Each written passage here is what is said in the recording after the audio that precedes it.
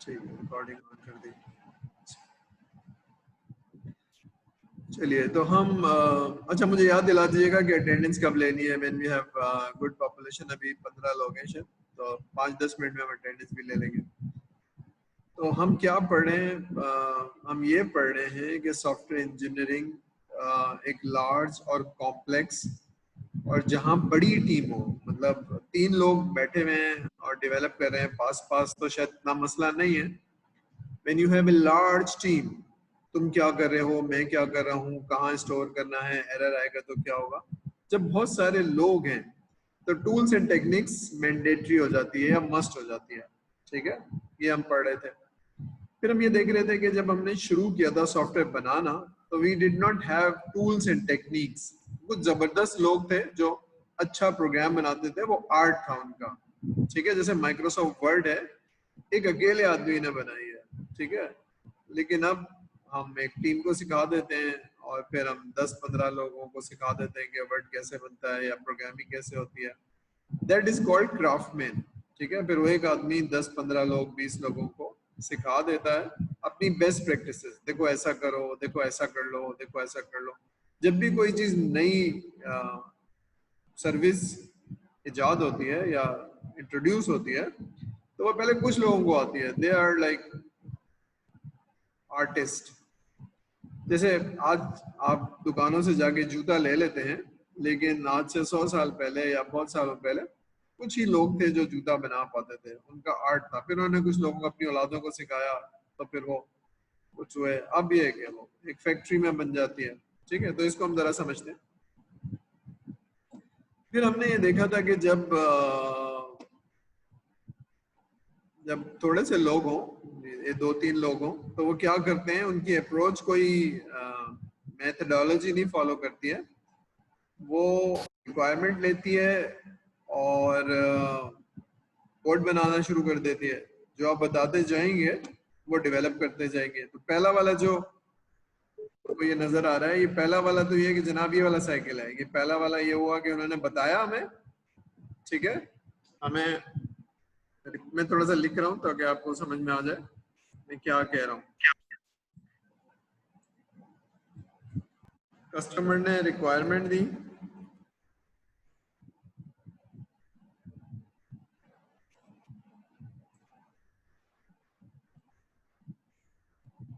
ठीक है, कस्टमर ने रिक्वायरमेंट दी। 1 मिनट में इसको,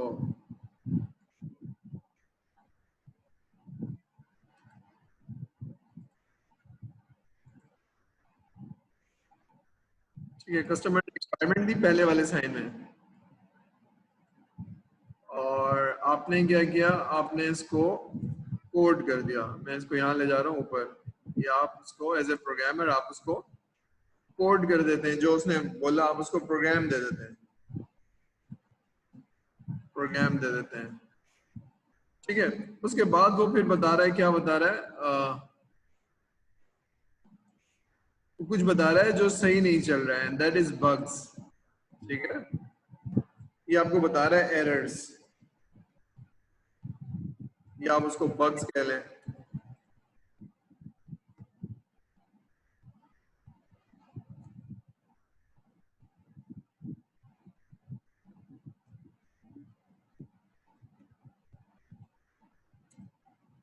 ठीक है, ये जब सॉफ्टवेयर नहीं चलता है तो वो कहता है जनाब ये एरर है, ये एरर, ऐसे कई दफा चलता है। ठीक है ना, फिर आप क्या करते हैं, फिर आप इसको फिक्स कर देते हैं या डीबग कर देते हैं। ठीक है,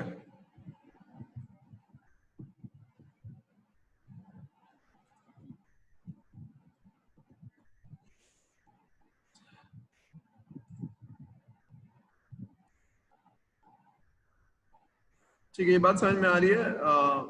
जब हम 2 लोग 3 लोग हैं तो हम क्या करते हैं, हम डायरेक्ट कोई सारे रोल हमारे पास ही है। मतलब we are the coder, we are the developer. ये आज से 30-35 साल पुरानी बात है, और अभी भी जो आप FIT करते हैं वो ऐसे ही करते हैं। आपके पास कोई रिक्वायरमेंट इंजीनियर, कोई प्रोफेशनल टीम नहीं है, तो आपके पास कोई रिक्वायरमेंट इंजीनियर नहीं है, आपके पास कोई आर्किटेक्ट नहीं है, कोई आपके पास एज प्रोफेशन, तो सारे रोल आपने ही करने हैं। तो आप समझ लीजिए कि पुराने ज़माने में ऐसे ही सॉफ्टवेयर बनता था। तो पहला स्टेप क्या था? पहला स्टेप ये था कि एक स्पेसिफिकेशन दी गई या कुछ रिक्वायरमेंट थोड़ी सी बताई गई, आप उसको कोड करते थे और वापस कस्टमर को दे देते। फिर कस्टमर कहता था भाई इसमें एरर्स हैं, फिर आप उसको सही कर देते। फिर वो ये इस साइकिल कई दफा चलता था। जब तक सही नहीं हो जाएगा वो चलता रहेगा। ठीक है, दिस इज कॉल्ड इनिशियल एक मेथोडोलॉजी थी। ठीक है ना, that was called build and fix. ठीक है, यहाँ तक समझ में आ रही है? चलिए 25 लोग आगे, मैं अटेंडेंस ले लूं अगर आप इजाजत दें तो। मैं let me just take the attendance, फिर हम आगे चलते हैं ताकि मुझे जस्ट लेट मी कहूँगी आपकी अटेंडेंस। मैं अटेंडेंस ले रहा हूँ और बताते जाइएगा सारे लोग। नजर आ रही है आपको अटेंडेंस? जरा साजिद अटेंडेंस बोल देंगे। Present sir. जी। Abir Ahmed present sir. Shahir Ahmed Sheikh, present sir. Mohammad Anas, present sir. Mohammad Asim, Hamza bin Arif, present sir. Mohammad Fazilullah ji, Fazil है प्रेजेंट। जी, हमजा कुरैशी, प्रेजेंट सर। शहरोज हसन, मोहम्मद हुनैन, हम्माद अली जहांगीर, हम्माद,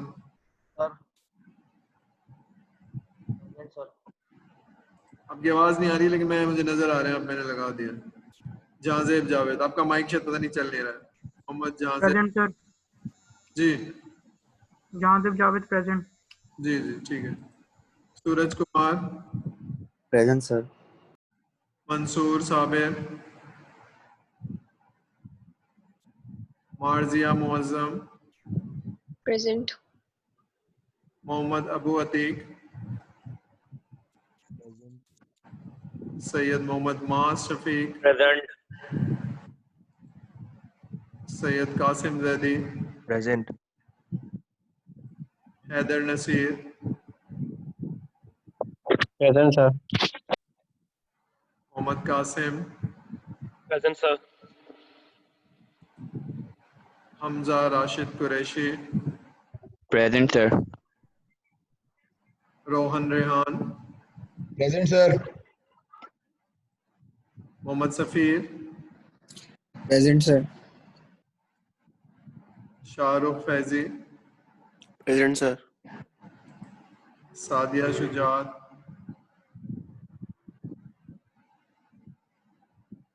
सादिया, सैयद शुएब हसन, मोइजुल इस्लाम, present sir. Moizullah Khan, Abdul Wajid, Mohammad Bashir, present. Sir मेरी अटेंडेंस लगा दिएगा मोहम्मद आसिम। मोहम्मद आसिम। मैं दोबारा से बोल रहा हूँ जो लोग एब्सेंट मार्क हुए हुए हैं। ठीक है, मोहम्मद आसिम, अच्छा आपकी तो लगा दी, चलिए अल्लाह भला करे। शहरोज हसन खान, मोहम्मद हुनैन और मोहम्मद मंसूर साबिर, अबू अतीक और मोइजुल्लाह खान। नहीं है तो चलिए हम फिर आप पढ़ाई की तरफ जाते हैं। ठीक है,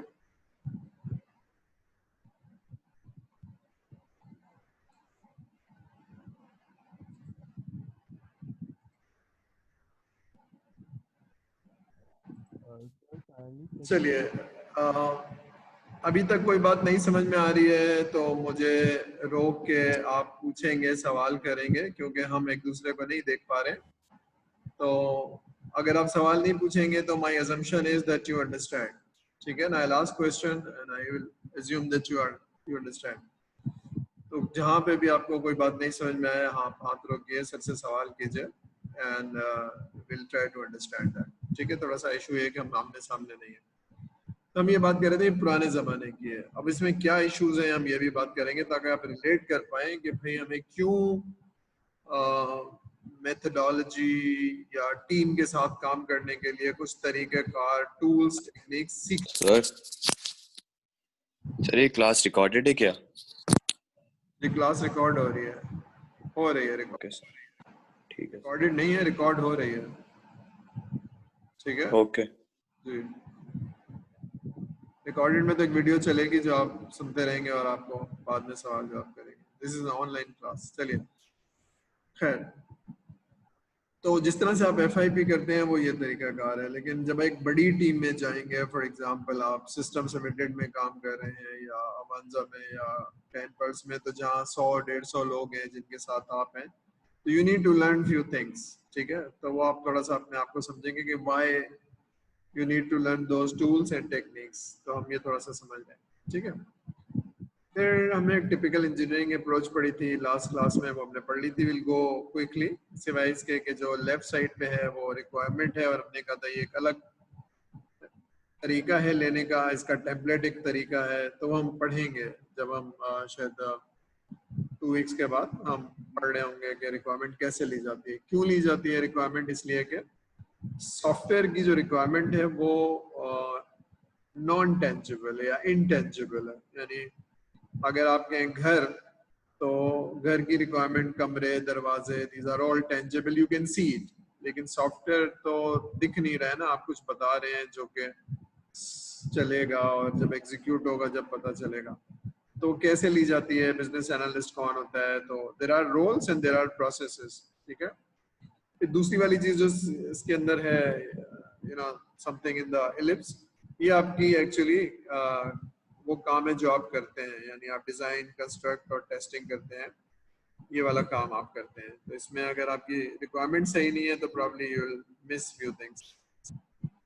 ठीक है, हमने कहा था ये इंजीनियरिंग अप्रोच है और ये बहुत हेल्प करेगी आपको। तो ये एक अप्रोच है, लेकिन उसके अलावा हम और भी अप्रोच पढ़ेंगे। तो इसको हम टिपिकल या ट्रेडिशनल मेथोडोलॉजी कहते हैं, या ओल्ड फैशन मेथोडोलॉजी, या सीक्वेंशियल भी कहते हैं इसको। ये बहुत सारे नाम है, जो हम वाटरफॉल पढ़ेंगे तो वहाँ देखेंगे। ये मैंने एक एग्जांपल आपको समझाई थी, अगर आपको याद हो, लेकिन इसको जरा गौर से सुनिए और याद कर लीजिए कि समझाया था सर ने। नोट्स ले लीजिए और probably you need to understand sir क्या समझा रहे हैं। सर ये समझा रहे थे कि जो स्पेसिफिकेशन ली जा रही है, फॉर एग्जांपल एक हॉस्पिटल सिस्टम, हमने एग्जांपल ली थी हॉस्पिटल मैनेजमेंट सिस्टम, या कोई भी आप ले लें, कोई भी मैनेजमेंट सिस्टम है। हॉस्पिटल के अलावा आप बैंकिंग का सिस्टम ले सकते हैं, आप फार्मास्यूटिकल या इंश्योरेंस का सिस्टम ले सकते हैं। तो आप रिक्वायरमेंट लेंगे थोड़ी थोड़ी, एकदम से नहीं लेंगे, थोड़ी थोड़ी रिक्वायरमेंट लेंगे। वो रिक्वायरमेंट आप लेंगे, कहीं डॉक्यूमेंट करेंगे।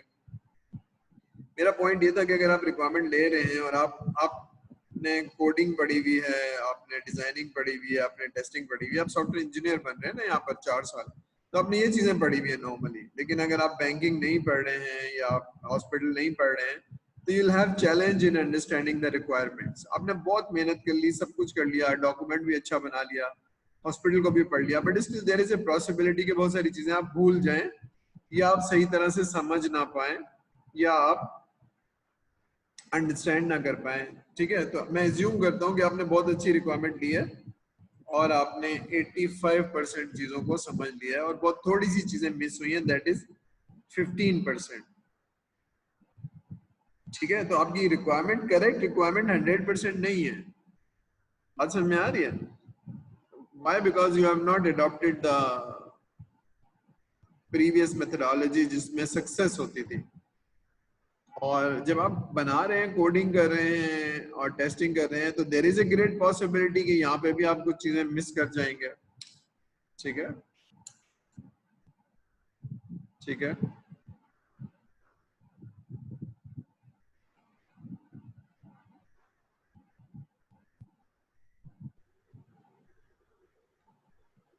ठीक है। तो अब क्या होगा, हम इसको ऐसे ही रहने देते हैं कि यहाँ पर 10% चीजें मिस हो गई, ताकि जरा हमारे पास। तो मैं कहता हूँ जनाब, आपकी जो सॉफ्टवेयर आप देंगे वो प्रॉब्ली 65% होगा, which is not closer to 80-90%, और कस्टमर नाराज होगा। क्यों नाराज होगा? ये बनाने से पहले पता चल गया आपको कि कस्टमर नाराज होगा और आपको दोबारा से कुछ चीजें सही करनी पड़ेंगी जो तकरीबन 35% है। ये बात समझ में आ रही है? यहाँ पर इस सॉफ्टवेयर बनाने से पहले डू वी अंडरस्टैंड कि अगर स्पेसिफिकेशन सही नहीं है और उसमें सिर्फ 15% चीजें मिस हो गई, फिर आपकी जो बनाने वाली जो चीज है या जो मेथोडोलॉजी है, जो भी टीम है, फॉर एग्जांपल एक आर्किटेक्ट है, फॉर एग्जांपल 15 डेवलपर हैं, फॉर एग्जांपल 5 टेस्ट इंजीनियर हैं, इनमें कोई मिस कम्युनिकेशन हो गई या मिस इंफॉर्मेशन हो गई, कोई चीज नहीं समझ पाया, 10% चीजें मिस हो गई, तो अल्टीमेट क्या मिल रहा है कस्टमर को? 65%। ये बात समझ में आ रही है यहाँ तक? Any question? ठीक है, तो इसको जरा गौर से समझेंगे, इसको नोट करते जाएंगे। इसके बाद हमने एक घर बनाने की एक एग्जांपल की थी कि डिटेल होनी चाहिए, तो हम इसको जल्दी से चले जाते हैं कि हमने पढ़ ली थी है। ठीक है ना? इसमें भी बस पॉइंट वही है कि रिक्वायरमेंट चाहिए, जो ये वाला मेथोडोलॉजी है ना, रिक्वायरमेंट चाहिए, डिजाइन चाहिए, कंस्ट्रक्शन चाहिए, ये हमने पढ़ा था। डिटेल रिक्वायरमेंट चाहिए, फिर उसका अप्रूवल चाहिए, फिर ये सारी चीजें चाहिए, तो ये हमने पढ़ लिया था कि घर बनाने के लिए हम यहाँ पर थे। घर बनाने के लिए आपको वही जो सॉफ्टवेयर बनाना है उसके लिए स्पेसिफिकेशन होनी जरूरी है। ठीक है, और फिर उसके बाद मैप बनेगा, फिर वो स्टेप 1 स्टेप 2, और अगर स्टेप जिस वक्त बन रहा है उस वक्त अगर आपने चेंजेस बताई तो घर को तोड़ना पड़ेगा या डिस्प्लेसमेंट करनी पड़ेगी, लेकिन घर बनाने से पहले आप टेस्ट करेंगे और हैंड ओवर करेंगे। ठीक है, यहाँ तक बात समझ में आ गई? ठीक है, तो हमने ये पढ़ लिया था, हम लेक्चर नंबर 2 पढ़ेंगे। हम ये देखेंगे कि ये जो मेथोडोलॉजी जिससे आप FIP करते हैं इसमें क्या खराबी है। ठीक है, तो वी ट्राई टू अंडरस्टैंड। ठीक है, तो इसको मैं बंद कर देता हूँ। 1 मिनट।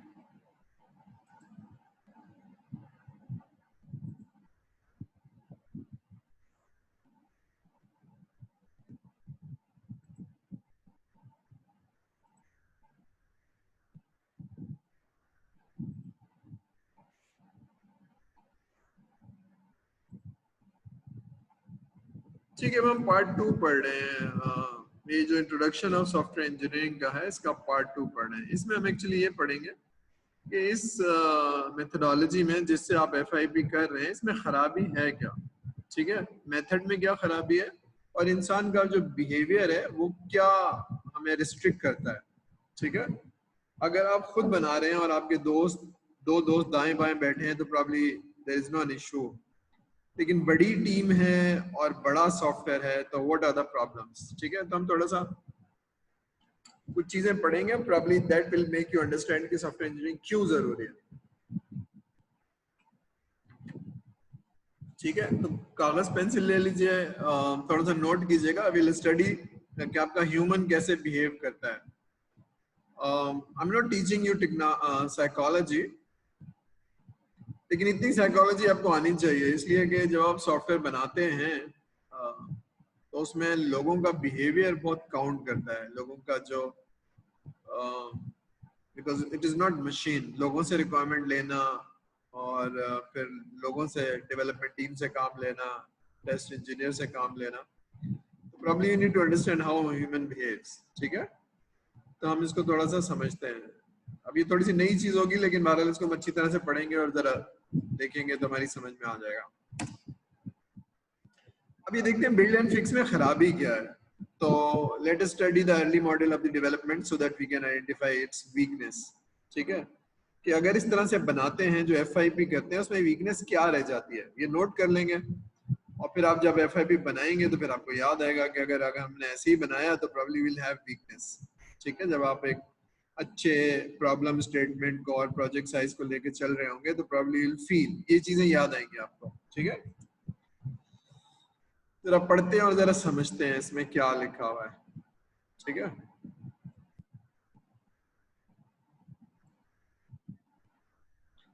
पहली चीज क्या है, टू अंडरस्टैंड कि 30-35 साल पहले एक सॉफ्टवेयर बन रहा है, तो ये वही तरीका है, बिल्ड एंड फिक्स। प्रोग्रामर क्या करता था, रिक्वायरमेंट लेता था, उसको बिल्ड करता था और जो उसमें खराबी होती थी उसको फिक्स कर देता था, जिसको आप डीबगिंग कहते हैं। तो debugging was fix, build and fix. ठीक है, अच्छा, it produces very low quality programs और very quickly, जो आपने कहा ठग से बना दिया, क्योंकि उसमें टेस्टिंग नहीं करनी, कोई डिजाइनिंग नहीं करनी, ठग से बना दिया, तो it's very quickly, but that was very low quality. तो अभी हम जो अल्फाज में बोल रहा हूँ उसको नोट कर लेंगे कि लो क्वालिटी क्यों होता है, ये मैं समझाऊंगा आपको 1 घंटा पूरा. तो bugs are fixed as when they are surfaced or noticed. ठीक है, क्योंकि टेस्ट इंजीनियर तो कोई है नहीं आपके पास, सारे काम आप खुद करते हैं और कस्टमर को दे देते हैं. कस्टमर चलाता है जब कोई चीज सरफेस हो जाती है, अगर सरफेस नहीं होगी तो कुछ नहीं पता हो चलेगा, वो बग रहेगा 6 महीने रहेगा, जब 6 महीने बाद चलाएगा तो फिर उसको बग आएगा, या कोई चीज आपने नोटिस ले ली तब सही होगा. ठीक है, this is similar to how junior students develop program. मतलब आप जिस तरह से अभी प्रोग्रामिंग करते हैं, आपने सॉफ्टवेयर इंजीनियरिंग नहीं पढ़ी है, तो you will not use a methodology. आप कह देंगे क्या बनाना है, आप नोट करेंगे और जाके आपका दिमाग जो है ना वो डेटाबेस एंड लैंग्वेज अभी इसमें चलता है, बाकी चीजों को आप मेथोडोलॉजी को नहीं समझते हैं. ठीक है, तो क्या चीज समझने की जरूरत है, आपको मेथोडोलॉजी थी ही नहीं, यही तरीका था सॉफ्टवेयर बनाने का. There was no other technique to develop program. ठीक है ना, जैसे अगर आपने सॉफ्टवेयर इंजीनियरिंग नहीं पढ़ी है तब आप भी ऐसे ही करेंगे, आप क्या कहेंगे, बताइए क्या बनाना है, और आप बनाना शुरू हो जाएंगे. इसमें खराबी क्या है, इसमें प्रॉब्लम क्या है. ठीक है, जब आप 100 लोगों या 500 लोगों की टीम का पार्ट बनते हैं तो व्हाट आर द चैलेंजेस, क्यों सॉफ्टवेयर इंजीनियरिंग पढ़नी जरूरी है, क्या मालूम होना जरूरी है. यहाँ तक सब मेरे साथ हैं, नो चैलेंज. अभी यहाँ हमने क्या बात की है कि जो आप मेथोडोलॉजी आप यूज करते हैं इसमें लो क्वालिटी होगी और बग फिक्सिंग का कोई अलग सेशन फेज नहीं है, ये हमने बात की. और ये जैसे जैसे बड़ा सॉफ्टवेयर होगा आपके लिए इम्पॉसिबल हो जाएगा बनाना. छोटा प्रोग्राम तो बन जाएगा लेकिन बड़ा प्रोग्राम बनाना आपके लिए इम्पॉसिबल हो जाएगा. हम जरा देखते हैं क्यों, जरा पढ़िए.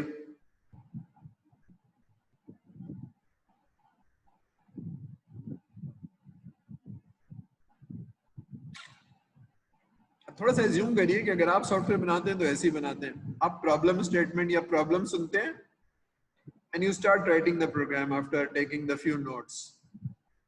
ठीक है, और आप चलाते हैं प्रोग्राम रन करता है या एग्जीक्यूट करता है and fix the bugs if they are surfaced. ठीक है, क्योंकि टेस्ट इंजीनियरिंग उसने नहीं पढ़ी भी है, तो बस वो चलाता है और फिर वो प्रॉब्लम लिखता है और वो कोड लिख देता है. This methodology does not work for large projects. अभी हम पूरा लेक्चर इसी पे है कि why, थोड़ा सा आपको समझ में आ जाए कि why, तो फिर हम आप देखेंगे कि क्या फिर सीखने की जरूरत है. Keep this model in your mind. This is how normally you do coding. ठीक है, अभी ऐसे नहीं करनी है. जब आप सॉफ्टवेयर इंजीनियर बन रहे हैं तो आपको ऐसे नहीं करनी है. आपको ये देखना है कि बिल्ड फिक्स और सॉफ्टवेयर इंजीनियरिंग में कौन सी दो चीजें, हम आगे से आगे पढ़ेंगे, दो चीजें, एब्स्ट्रैक्शन एंड डीकम्पोजिशन. तो ये सॉफ्टवेयर इंजीनियरिंग की बेसिस है. तो एब्स्ट्रैक्शन से क्या होता है और डीकम्पोजिशन से क्या होता है हम थोड़ा सा पढ़ेंगे, समझने की कोशिश करेंगे. ठीक है, डीकम्पोजिशन को आगे चल के हम कहेंगे वर्क ब्रेकडाउन स्ट्रक्चर, यानी काम को तोड़ लेना. ठीक है, तो हम वो वर्क ब्रेकडाउन स्ट्रक्चर क्यों पढ़ रहे होंगे वो आज हम थोड़ा सा समझने की कोशिश करेंगे कि क्यों जरूरी है लार्ज प्रॉब्लम को सेगमेंटेशन या तोड़ना, क्यों जरूरी है. क्योंकि आपकी ह्यूमन कैपेसिटी नहीं है, आपके माइंड की कैपेसिटी नहीं है, वरना आप भूल जाएंगे और आप गलत काम करेंगे. ठीक है, तो प्रोसेस और ह्यूमन कैपेसिटी, माइंड कैपेसिटी हम थोड़ा सा देखेंगे. ठीक है, तो इस तरह से काम नहीं करना है when you are in a large team. अभी हम इसी तरह से काम करते हैं. यहाँ तक बात समझ में आ रही है? कोई चैलेंज, कोई प्रॉब्लम, कोई, सब मेरे साथ हैं? थ्योरी तो नहीं लग रही, कोई फलसफा तो नहीं लग रहा आपको? समझ में आ रही है बातें? Yes sir. ठीक है, चलिए आगे चलते हैं. अब इस मॉडल को जहन में रखिएगा. ठीक है, कि हम इस तरह से काम करते हैं और इस तरह से काम नहीं करना है, उसकी वजह सर समझा रहे हैं आज पूरे लेक्चर में. तो बिल्ड एंड फिक्स में क्या है, you can develop a small project. अब स्मॉल का मतलब है 200-300 लाइनें, ये तो आप कर सकते हैं. बट एक लार्ज प्रोग्राम है जहाँ थाउजेंड्स ऑफ लाइन है, सेगमेंटेशंस हैं, मॉड्यूल्स हैं, तो आपको एक तरीका कार होना चाहिए. You have to have defined steps with this build and fix probably you will not be able to complete. अब ये एक स्टेटमेंट है जो सर कह रहे हैं कि यार बड़ा प्रोजेक्ट तो आप कर ही नहीं सकते। अब ये क्यों कह रहे हैं, ठीक है ना? देयर इज ए प्रॉब्ली, अच्छा ये 10 मिनट रह गए हैं, उसके बाद फिर वो आपको रिकनेक्ट करना पड़ेगा, ठीक है, मीटिंग का। तो ये नोट कर लीजिए कि सर क्यों इस तरह से कह रहे हैं, और ये दिमाग में चैलेंज प्रोड्यूस कर रहा है कि भाई हम बड़ा प्रोजेक्ट भी कर सकते हैं, कोई बात नहीं, जहाँ 3 लोग हैं वहाँ 30 लोग कर लेंगे और इसी तरह से बनाएंगे, तो शायद प्रॉब्लम विल हैव प्रॉब्लम। यहाँ तो ये सर कह रहे हैं बन ही नहीं पाएगा। आपने बहुत मेहनत कर ली, रातें लगा ली, महीने लगा लिए, तो शायद कंप्लीट तो हो जाएगा। It will be a poor quality, definitely it will take time, ठीक है। तो 2 चीजें सर ने बताई हैं। अगर आपने ये मेथोडोलॉजी अप्लाई की तो पुअर क्वालिटी का मतलब है बग्स बहुत होंगे, ठीक है। पुअर क्वालिटी का मतलब है एरर्स बहुत होंगे, जो कस्टमर ने कहा है वो चीज नहीं है, और कोई चीज मिस हो गई जैसे उसने कहा है, तो प्रॉब्ली पुअर क्वालिटी का मतलब सॉफ्टवेयर इंजीनियरिंग में कि जो कस्टमर ने जो बात कही है वो आप समझ नहीं पा रहे हैं, आपने वो बना के नहीं दे पा रहे हैं, तो that is poor quality. Miss हो रही है तो दोबारा से बनाना पड़ेगा, मिस हो रही है तो दोबारा से बनाना पड़ेगा। होता है कि आपने साइकिल देखा था आपने, तो it will take definitely extra time. यानी अगर आपने सोचा कि 2 महीने में बना देंगे तो वो 4 महीने लगेगा, 4 महीने सोचा है तो आपने 8 महीने लग जाएगा। अभी देखा था ना वो हमने जो सॉफ्टवेयर क्राइसिस की एग्जांपल हमने लास्ट वीक में पढ़ा था। अभी देखते हैं ऐसा होगा क्यों। अब ये सब कह रहे हैं तो फिर हमें देखने की जरूरत है कि ऐसा होगा क्यों, ठीक है। तो आपके जहनों में भी ये सवाल होगा, question comes to our mind, what is the reason for all this. यानी अगर आप इस तरह से बना रहे हैं जिसमें अगर आपने कोई डिफाइंड मेथोडोलॉजी नहीं है तो फिर हम, ठीक है, तो जरा गौर से पढ़ेंगे, नोट्स लेते जाएंगे, सर से सवाल करते जाएंगे ताकि हम सीखें, ठीक है। तो सॉफ्टवेयर इंजीनियरिंग समझ में आना शुरू होगा तो हम अप्लाई करना शुरू करेंगे, समझ में ही नहीं आएगा तो हम इसको अप्लाई नहीं करेंगे, हम कहते हैं थ्योरी है, ठीक है। तो बिल्ड फिक्स थोड़ा याद हो गया कि बिल्ड फिक्स का मतलब है रिक्वायरमेंट लेना और बना देना, रिक्वायरमेंट लेना और बना देना। वो सिस्टम हमारी समझ में आ जाए तो इसके डैमेजेस, इसके डिसएडवांटेजेस, डैमेज का मैंने वर्ड इस्तेमाल से किया कि बहुत बड़ा डैमेज हो जाएगा अगर आपने इसको लिया ना, तो ठीक है। तो डिसएडवांटेज एक छोटा सा वर्ड है, ठीक है। तो I spend 25 years in the industry, और ठीक है, तो अगर आपने वो मेथोडोलॉजी नहीं अप्लाई की तो उसके नुकसान उठाएंगे, बहुत सीरियस नुकसान उठाते हैं, ठीक है। यानी अगर आपने एक तरीका कारी है कि रिक्वायरमेंट अप्रूव नहीं हुई कस्टमर से, उसने रिव्यू नहीं किए, तो आप आगे नहीं जाएंगे, और अगर आपने ऐसा किया तो आप सख्त नुकसान उठाएंगे। हम उठा चुके हैं, ठीक है। एक्स्ट्रा 4 महीने का, 3.5 महीने का काम करना सब बेकार चला गया, ठीक है। अब यहाँ जरा देखते हैं इस ग्राफ को, जरा गौर से देखिए। लेफ्ट साइड पे जो लाल रंग की है ग्राफ, अच्छा देखिए, पहले तो ये चीज है कि ये प्रोग्राम साइज है, यानी ये फॉर एग्जांपल 1000 लाइनें हैं या 2000 लाइनें या 10,000 लाइनें या बस 1000 लाइनें समझ लीजिए। जितनी जितनी हम बनाएंगे इसमें एफर्ट्स, टाइम और कॉस्ट, ये वाली चीज है, ठीक है। तो मैं अगर इसको देखूं तो ये वाला जो ग्राफ है, यानी प्रोग्राम साइज जब तक छोटा है जब तक तो ठीक है, ये तकरीबन लीनियर है, लेकिन उसके बाद ये एक्सपोनेंशियली जा रहा है। एक खास 2-3 हजार 4,000 लाइनों के लिए ये बहुत एक्सपोनेंशियल जा रहा है, जबकि सॉफ्टवेयर इंजीनियरिंग वाला जो ग्रीन लाइट है, ये चलिए कोई कंप्यूटर या कोई ऐसी चीज बना रही जो बहुत ही लीनियर है, ये आपको बताने के लिए लीनियर है। जबकि सॉफ्टवेयर इंजीनियरिंग की थोड़ा सा, मैं इसको थोड़ा सा, ऐसा नहीं है, थोड़ा सा ये इस तरह से है, और ये लीनियर भी थोड़ी सी ऊपर जाएगी, ठीक है। ये लीनियर लाइन है और ये सॉफ्टवेयर इंजीनियरिंग वाली लाइन है। अब ये ऐसा क्यों है? अभी नीचे you can develop small toy programs only. कोई प्रूफ ऑफ कॉन्सेप्ट है जो आप बनाते हैं, FIP, वो प्रूफ ऑफ कॉन्सेप्ट होते हैं एक्चुअली इंडस्ट्री के लिए कि हाँ ये हो सकता है, ठीक है ना। तो प्रूफ ऑफ कॉन्सेप्ट समझते हैं सारे लोग, व्हाट इज POC? सारे लोगों को ये टर्मिनोलॉजी जरा लिखते जाइए और लिख के जरा, क्योंकि ये टर्मिनोलॉजीज ऐसी हैं जब आप इंटरव्यू में इन बातों को बोलते हैं और समझते हैं तो आपकी इंडस्ट्री वाले लोग, आपकी एक्सेप्टेंस बढ़ जाती है, ठीक है। प्रूफ ऑफ कॉन्सेप्ट क्या है कि कोई चीज हो सकती है या नहीं हो सकती है, that is proof of concept. तो आपका जो FIP है वो कोई लार्ज प्रोजेक्ट नहीं है, उसको वो POC के तौर पे देख रहे होते हैं कि हाँ जी ये हो जाएगी, बच्चों ने कर लिया। ठीक है, तो बात समझ में आ रही है। राइट साइड पे प्रोग्राम साइज है, लेफ्ट साइड पे जो ये वाली है ये कितना टाइम लगेगा, कितना कॉस्ट लगेगी, एफर्ट्स कितनी लगेगी। तो ये हम देख रहे हैं कि अभी तो हम देख रहे हैं, फिर हम इसको स्टडी करेंगे कि ऐसा क्यों है। ये छोटा प्रोग्राम है,